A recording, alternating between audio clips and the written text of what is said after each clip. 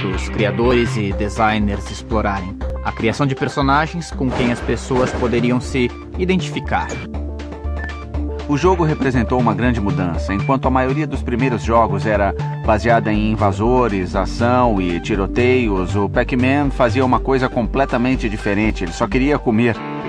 É o melhor exemplo de como alguma coisa pode começar pequena com o jogo e depois crescer de uma maneira que ninguém consegue controlar. Manufacturers can hardly make the games fast enough. Every bar and restaurant and coffee shop in America seem to want one. É o jogo mais lembrado, mais querido e provavelmente o que mais provoca nostalgia nas pessoas.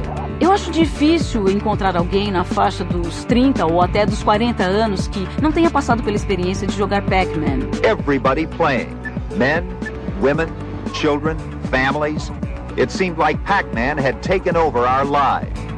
O Pac-Man deve ter sido responsável pelo início do merchandising, que significa pegar alguma coisa que foi criada para um propósito e transformar em outra completamente diferente, como música ou bicho de pelúcia. Havia brinquedinhos piegas, desenhos animados, criaturas com perninhas fazendo todo tipo de coisa e até a senhora Pac-Man. Honey, don't you know I'm more than Pac-Man with a bow? O Pac-Man foi adorado e bem aceito durante muitos anos. E as vendas nunca caíram. Já se passaram mais de 25 anos e o Pac-Man continua aí. Está durando um tempo incrivelmente longo.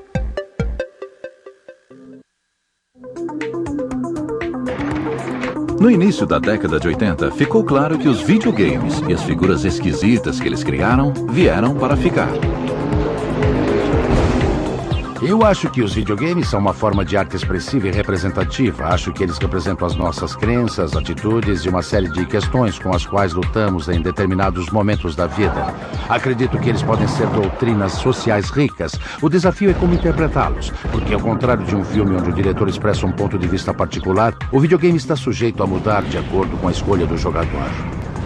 Um novo mundo estava surgindo, e não afetava apenas os jogadores de videogame. Também afetava seus criadores.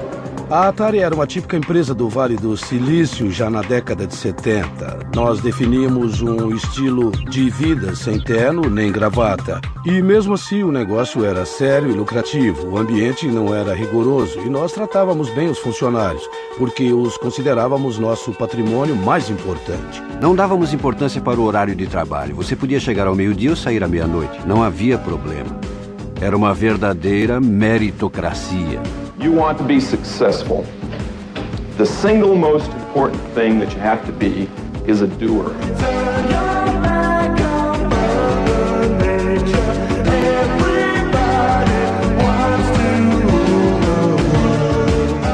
Mas também era uma época de muito dinheiro e negócios. E a Atari entrou no jogo quando Bushnell vendeu a empresa para a Warner Communications. A decisão de vender foi resultado do cansaço acima de tudo. No começo parecia lua de mel, mas com o andar da carruagem eles começaram a estranhar o nosso estilo maluco de gerência, as nossas festas e a forma como nos divertíamos trabalhando. Mesmo com a nova gerência, o grupo de especialistas da Atari continuou a desenvolver tecnologia e começou a trabalhar em seu primeiro console caseiro, o Atari VCS. Quando desenvolvemos o Pong, criamos um chip integrado, um chip que só servia para jogar Pong. Para desenvolver outro jogo, tínhamos que desenvolver um chip inteiramente novo. Cada vez que desenvolvíamos um chip, eram necessários 9 meses de trabalho de engenharia. Então pedimos para o nosso grupo de pesquisadores de Grass Valley criar em 3 meses o protótipo daquilo que se tornou o VCS.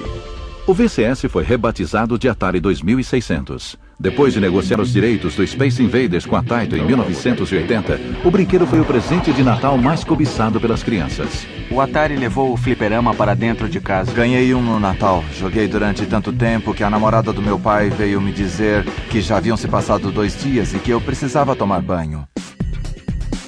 A Atari faturou 100 milhões de dólares com cada um de seus cartuchos. Mas o novo ambiente corporativo da empresa estava destruindo aos poucos os alicerces artísticos que lhe davam sustentação. É interessante o fato de ter surgido uma certa raiva entre a gerência da Atari, principalmente depois que ela foi comprada pela Warner, e os programadores.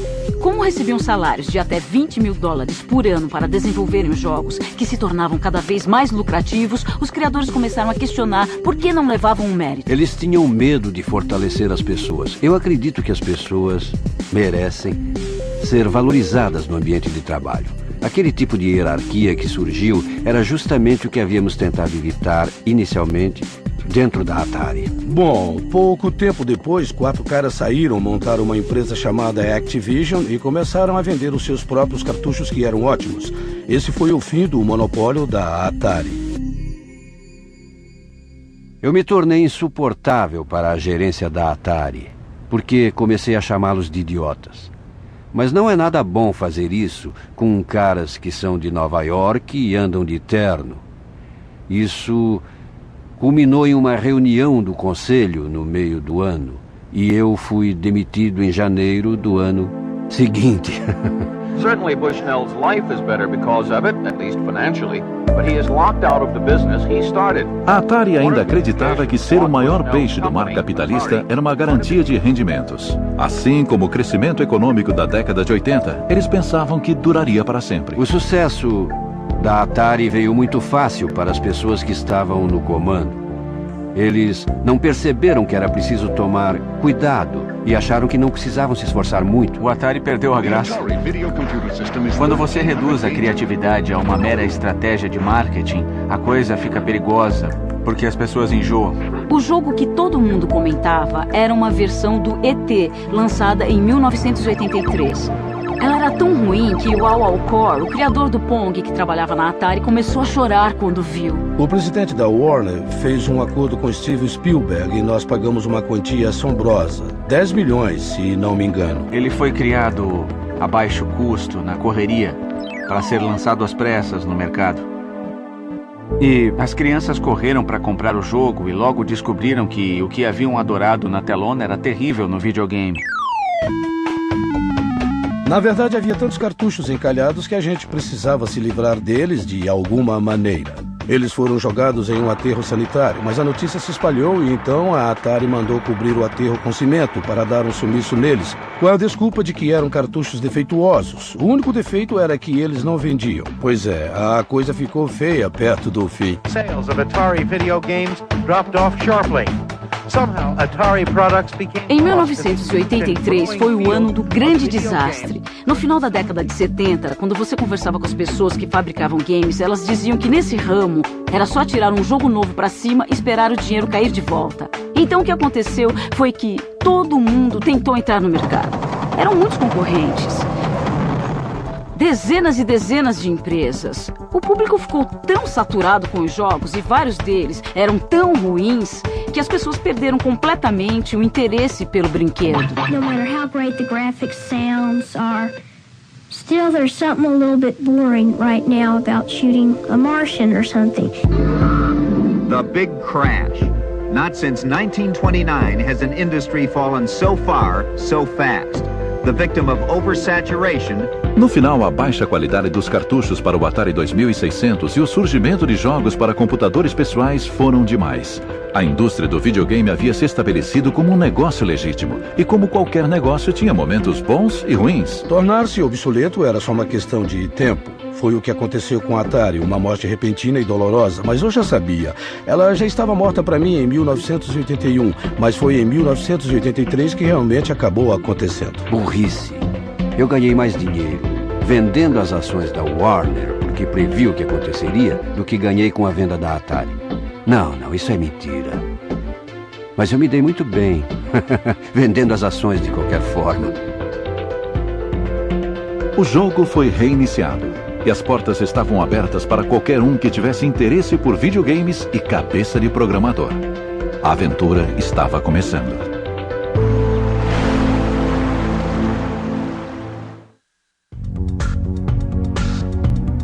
Em 1983, os norte-americanos resolveram tirar seus videogames da tomada. Mas do outro lado do globo político, no regime comunista da antiga União Soviética, Alexei Pajitnov juntou as peças para criar um dos jogos mais viciadores de toda a história do videogame: o Tetris. O início dos anos 80 foi uma época muito difícil porque havia uma estagnação absoluta na política. O moral andava muito sombrio, não tínhamos mais esperança. E também não havia muita diversão, sempre havia algum